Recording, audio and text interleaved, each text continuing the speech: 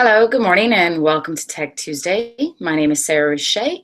I'm a technology coach up in program. Today we are going to be focusing on the idea of the flipped classroom and looking at a screencasting tool.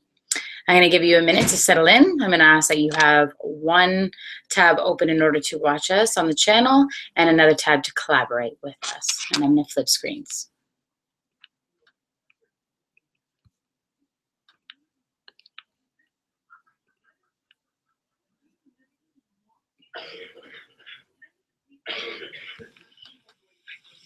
For Tech Tuesday today, we are going to be focusing on the idea of screencasting, both from a teacher perspective and a student perspective. One of the apps that we are going to be examining is EduCreations, which is both on the iPad as well as a web-based tool. And within this, we're going to take a quick examination of what it means to have a flipped classroom with the design of screencasting. And we're just going to glimpse that at the end of it. Remember that our session is saved on YouTube under the channel DPCDSB Chats. So don't worry about taking notes. Watch what we're doing and listen and ask questions along the way. If you need to ask questions, you can ask within the document link every Tuesday. So if you're not sure now and you have questions later on, you can always come back and ask questions at this time. It doesn't matter if it's centering within what we're doing in Tech Tuesday. You can also ask questions within Twitter or Yammer using the hashtag DPChats. So when screencasting, the one idea of it is that we're using a digital recording or computer screen, so something that we're taking a screenshot of. We're going to video screen capture, and usually it contains an audio narration, much like you're listening to right now. I'm screencasting to you, teaching to you about a topic, and this is something that a teacher would do or a student would do in order to demonstrate their thinking or to create examples or model learning. So the one thing that we did say was the importance of making our thinking visible, whether it be from a teacher's perspective and helping a student understand how to find the solutions or how to work through a concept in their course, and or as well as having a student to teacher learning. So you have to think that one way a student is demonstrating their learning, or a teacher has the lecture as an assignment. So they're developing their lecture, so students would go and then watch that before coming into their class. And one way you can do this is by using an app called EduCreations. When students are thinking about the idea of screencasting or teachers having the students watch, we are working on the idea of students becoming self-directed and responsible learners. So they're able to demonstrate and go home, and they're able to set goals in order to prioritize their school, their work, their personal life. They now have to go home and watch the videos, which at this point, it creates the ability for them to be flexible and adaptable and work at their own pace, but also have to learn how to regulate that time and manage it. When watching a video, they have to learn how to effectively communicate what they did watch, how to make decisions, how to problem solve, but watching their videos, and how really to manage their time and resources. The idea about being a self-directed, responsible learner really works through everything they do within every course and leads them into being employable into their future careers, wherever it is they may be going within their vocations.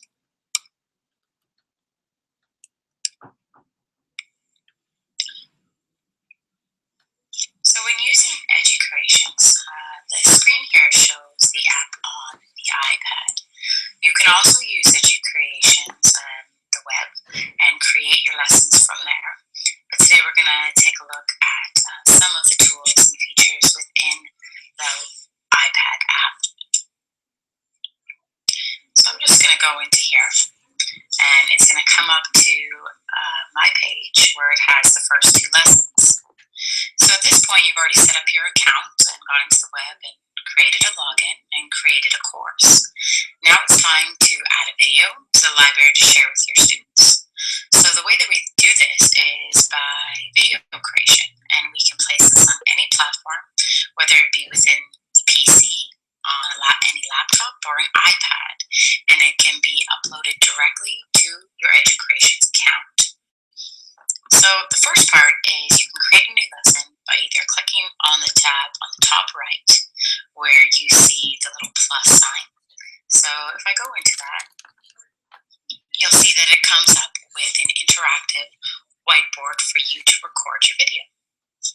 In the middle, there are colors for text that are clickable to change and select. So if I press down on them, you can see that I can reset colors and work around this and work with my palette there and whatever it may be. The recording tool is over to the left where the little microphone is, and you can see that we use that. And when we touch this, it begins to record what I'm saying and what I may be writing and whatever is happening on the page. So whether I'm explaining something, talking through a lesson, and if I need to pause, you see that there's a pause button up on the left. Pause it, I can move and create a new slide, and then I can choose to add something. So anytime you see this plus sign, you know that it means that I can add something. The A there means a text. So I press on that, I can then begin to write. I tap on the screen with it.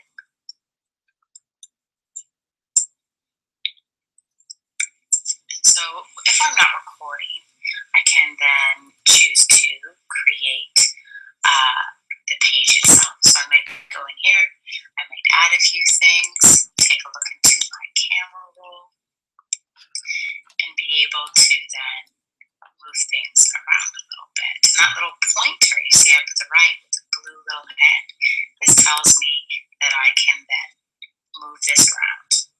So I can use text, I can add in pictures, I can add in moments, whatever I may be doing. I can then open up my camera right there and take a picture of something that I'm looking at. So it all depends on what it is that you're screencasting, but you can have as many slides that have to do with your introduction. So we can insert our image icons, we can definitely clear the screen, we can create it beforehand, or we can create it in the moment. If we go back and take a look, you can see here when I ask if I want to save my video, I just press save finished. I just know that this is a tester, and I choose whether to publish it, make it private or public, can fill in all those things and save it. Here it goes into my shared library, and down below it, so I'm in my first one with the one single person. You can see that one below it is multiple people. When I'm going in for the first time and logging in, you're able to decide to create a course.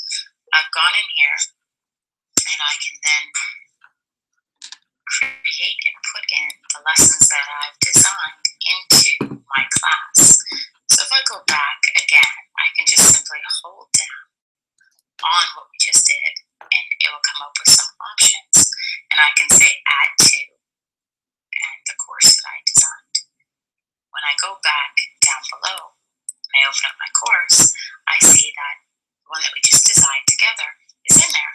And my students can then go in and find the lesson with the code that's below within the lesson. So they can find all these lessons within our course.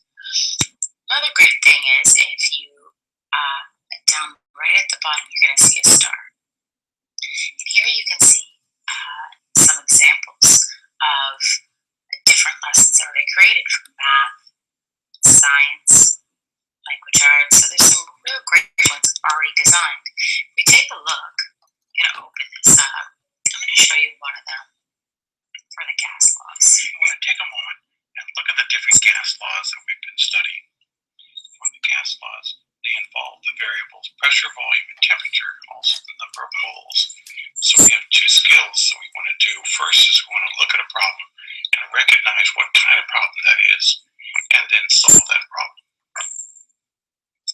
The different gas laws involve these units. Okay, we have pressure of the gas, the volume, the temperature, and the the number of moles of gas. Now, for all of our problems here, the number of moles is not going to enter into it because we're saying that whatever container of gas we have, we're not adding any gas, we're not removing any gas, there's no leaks, so that kind of stays out of the picture. One law we've had is pressure and volume, and we notice that these two are inversely proportional, so when one goes up, the other goes down. When we have volume and temperature, if you heat up a gas, it gets larger, and if you cool down a gas, it gets smaller. This one here, pressure and temperature, if you heat up a gas, it gets a higher pressure, and if you cool it down, it gets lower pressure. Now, these three can all be combined into what we call the combined gas law. And it turns out that's really the only law you have to have in your head, because the other three are special cases. So if the temperature does not change, then it becomes the first law, Boyle's law. If the volume doesn't change, then it becomes the second law, or the third law, Gay-Lussac's law. And in the same way as if the pressure doesn't change, then we're talking about Charles' law. So if you just have this combined gas law in your head, that'll cover most of these different problems. Let's try one. A balloon filled at 99 kilopascals on a day when the air temperature is 19.0 degrees Celsius has a volume of 21 liters. What's the volume of the balloon if it's moved to the top of a mountain where the pressure is only 75 kilopascals and the air temperature is 15 degrees Celsius? First thing to do is to sort out this problem and find out what do we have available to us. If I say I've got 19 degrees Celsius, immediately I'm going to knock that out and change that into Kelvin. So I take that temperature and add 273. So 273, that's almost 20, so it'd be 283, 293 minus 1, 292 Kelvin. Same thing here is 15 degrees. So if I had 273, it'd be 283 plus 5, 288. Now if I don't change those to Kelvin, my answer is going to be wrong. Okay, so this is the temperature. This is the temperature. Okay, what else do I have? 99 kilopascals, that's the pressure. And 21 liters, that's a volume. And 75 kilopascals, that's also a pressure. And my question is, has a volume, what is the volume? So that's a new V. So I've got two P's, I've got two T's, and I've got two V's. So this must be a P1 V1 over T1 equals P2 V2 over T2. Kind of a problem. So now let's find our numbers. Okay, so a balloon filled 99 kilopascals.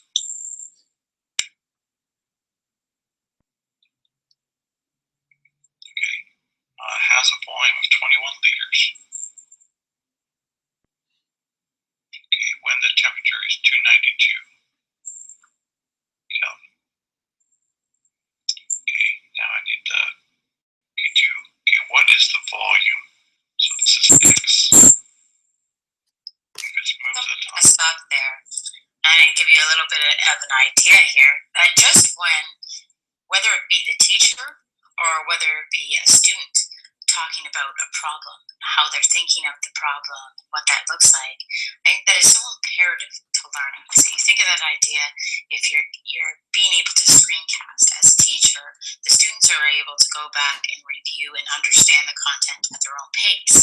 You can see here that I've now paused it, and I'm able to go back, and before teacher even continues, if I don't understand something, I can choose to move back a little bit and move through the different parts that the teacher had gone through. And I can then understand, maybe I didn't understand how he changed the temperature, go back and hear his thinking when it came to that, and then move through each step of the way.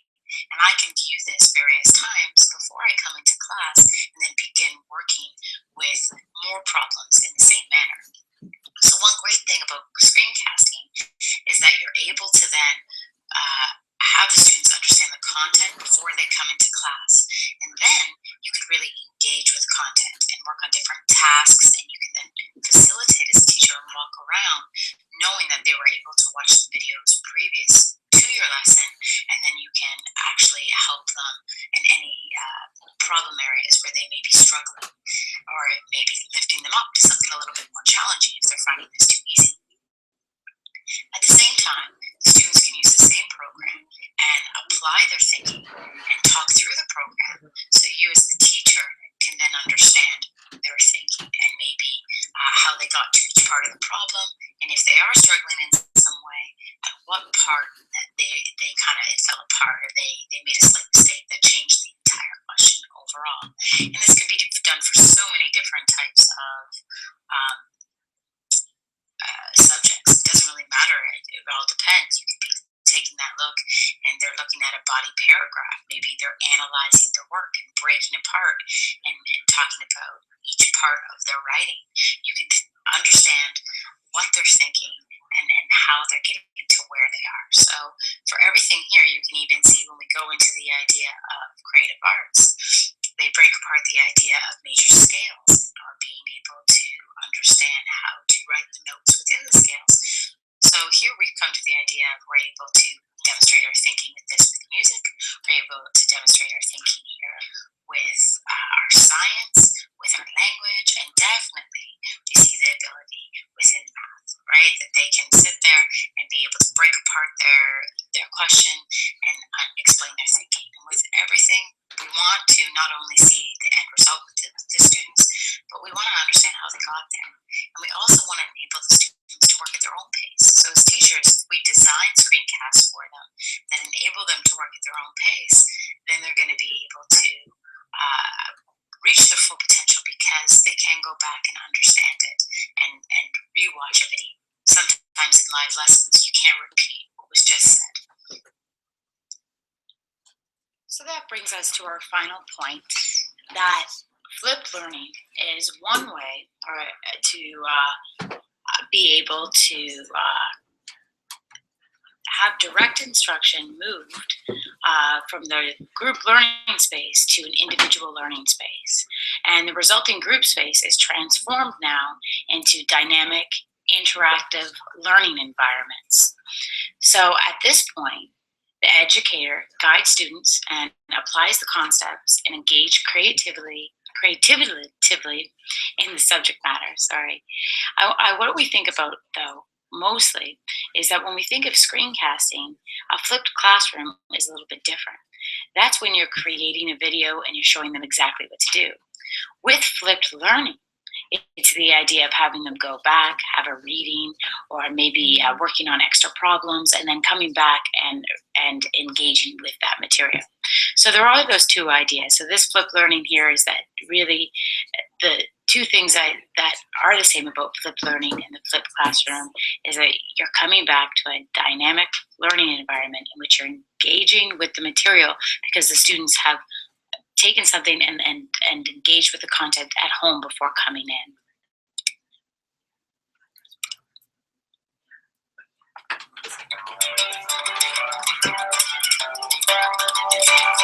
I'm Aaron Sams, and I teach science here at Woodland Park High School. My ultimate goal, I guess, as a teacher is to help students become learners who can learn for themselves and by themselves. One of the problems that I was guilty of even prior to flipping my classroom around was the classroom was centered around me. I told them exactly what to learn, how to learn it, what assignments to do to learn it, and when to learn it, and how to prove to me that they learned it. I don't do that anymore. Change the place in which content is delivered. Instead of standing in front of the class and delivering, here's how you do this type of problem, here's how this works, I deliver that direct instruction now asynchronously at home through these videos that we make with Camtasia Studio. Kids come to class, they don't show up to learn new stuff, they show up to apply the things that they learn at home and to ask me questions about the things they learned at home. So now they can have my lesson, if you will, what I would normally have stood up and lectured to them in class with some added features. They get that at home. Then what they were expected to do for homework is now what they do in my class. Life is different for me because I no longer am the guy who stands up at the front of the classroom and just yaks at his students for an hour or however long the class is. Now I walk around the class and I help kids. I'm a tutor, I'm a guide, I'm the putter outer of fires, whatever it happens to be. In my crazy chemistry class, I walk around and do that. I don't stand up front and teach on the kind of the traditional model. I'm Aaron Sams. Okay, I'm just going to find my way back to you now.